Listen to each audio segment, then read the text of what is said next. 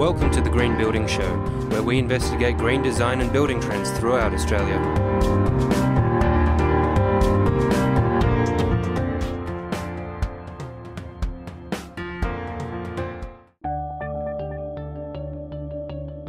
This week, we're digging deeper into the pros and cons of building a granny flat or studio on your property. We're assuming you decided to take the plunge, so we're looking at your options and what it's likely to cost. Sandra Hanna is project coordinator of the granny flat builder Granny Flats Australia. Sandra, Granny Flats Australia, what is it and what do you do? Well, Granny Flats Australia is primarily a building company, and what I do there is I'll help a client to assess a property. So we'll learn about the property together, and then we'll take that from the very initial stages of assessment right through to approval and preparation for construction. And then of course we build the granny flat for the client as well. So you must have been getting busy lately, you know, when since the New South Wales Affordable Housing SEP came in, because that's made it so much easier to build a granny flat. Yes, absolutely. Well, it's so much easier these days. Properties that do comply will not have to worry about the DA approval process through council. We can use a private certifier to get an approval through the Affordable Rental Housing SEP through the state government. And that approval is now, well, it was 10 days, but now it's 21 days. And you have to consult the neighbours as well these days? Absolutely. We have to consult the neighbours 2 weeks prior to approval and then 7 days before construction. But can the neighbours stop a build? Generally not. If the build or if the position of the granny flat complies with the Affordable Rental Housing SEP and everything is compliant, then no. Okay, so you've decided to build a granny flat either for investment purposes or to house a relative. What actually are your options? Well, there are lots of options to choose from. You can start from a small 1-bedroom granny flat all the way to a 60 square metre 2 or 3 bedroom granny flat, so you can have 1, 2 or 3 bedrooms. People do have a choice out there. You know, people can build a granny flat that is a kit home form or a portable, transportable building. We don't specialise in that style. What we do is we build little homes, if you like, or a mini home, and they're quite lovely. And so yes, 1, 2, 3 bedroom designs, starting at, I guess, 32 square metres all the way up to 60 square metres.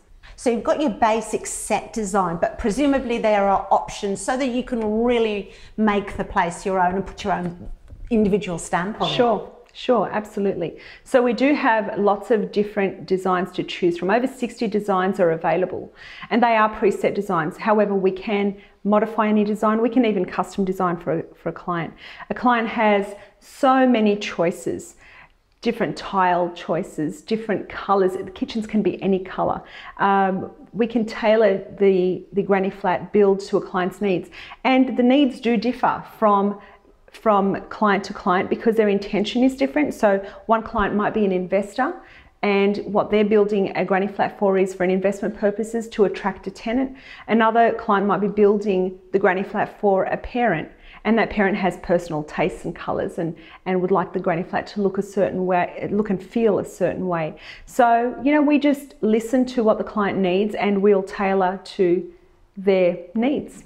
And in your experience, Sandra, do you find that people approach the upgrades that they can get depending on its intended purpose, whether it's going to be tenanted or whether you're going to put a relative into it? Yes, absolutely. So an investment client, depending on the area, the demographics throughout Sydney, will or will not upgrade. So some are concerned with cost and they want to keep the cost down relative to the area and the potential return on investment. So they want to keep those costs down.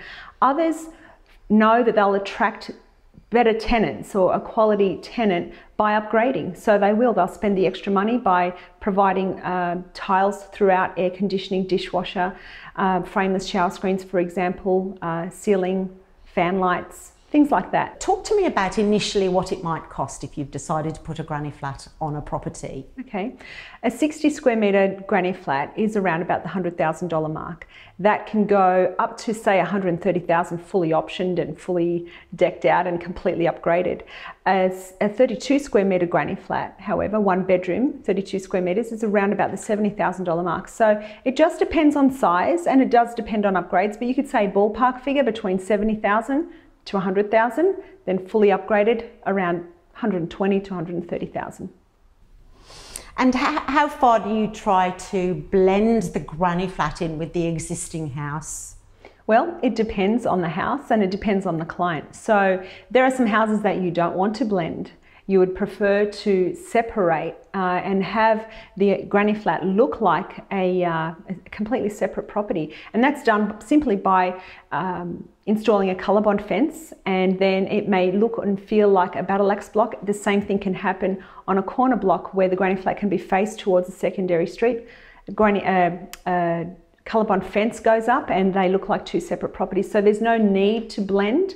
However, if the client would like to blend or complement, then we can do that. We look at the colours of the existing house and we'll take some colour from there and use a complementary colour on the external features of the granny flat to create that blending effect.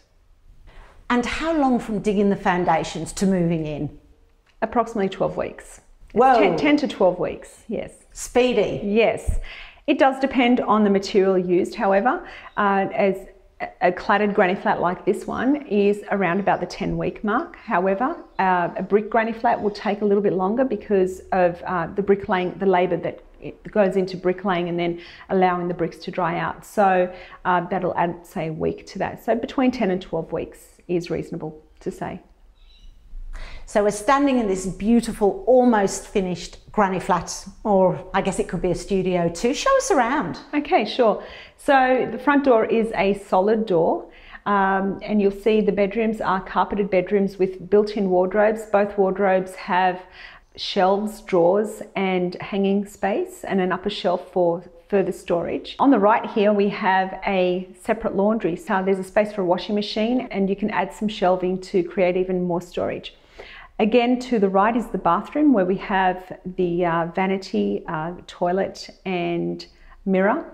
And this is the living area. We have gas bayonet, you can see all the electricals, lighting, etc. is provided. And this is the kitchen with polyurethane upper and lower cupboards. We have stainless steel appliances, Westinghouse oven and cooktop. Of course, this is a full kitchen. And on this particular property, what you've got is the main house which is rented off. The owner is also going to rent off this granny flat very shortly. Yeah. What does all that mean in terms of rental return for the owner? Okay, well, it's going to increase the owner's rental yield. At the end of the day, they're looking at an increase from possibly 6% is what they're getting now to up to 9% on this particular property.